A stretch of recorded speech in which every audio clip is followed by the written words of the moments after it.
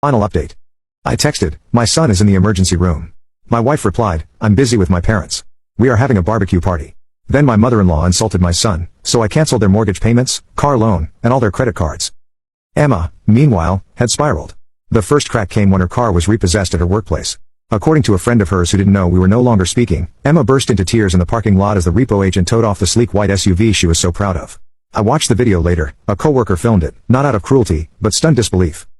The second crack came when her parents called me from a different number. Emma's father's voice was oddly humble this time. We'd like to speak to you, man to man. I remained quiet. Listen, maybe we said some things we shouldn't have. Emotions ran high, but cutting off the mortgage, the cards, that's going to destroy our credit.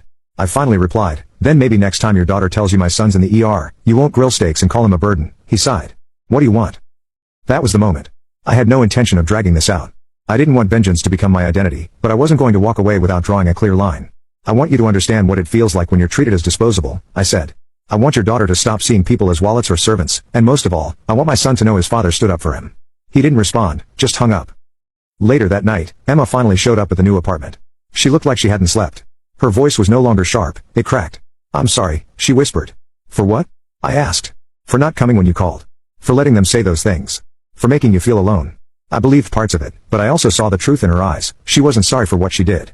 She was sorry for what she lost. Her gaze flicked toward our son, who was curled up on the couch with his blanket and juice box watching cartoons. Can I stay?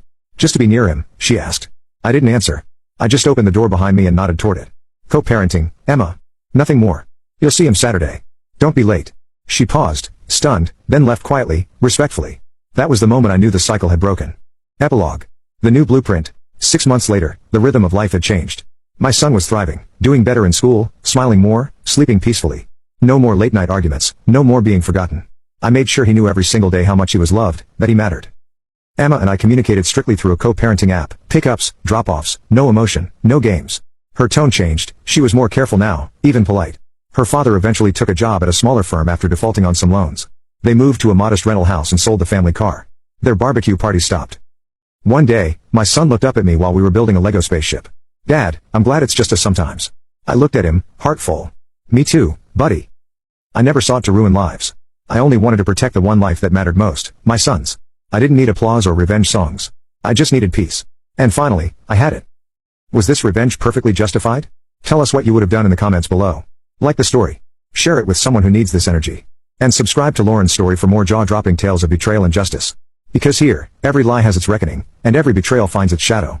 Stay sharp, stay strong, and stay tuned.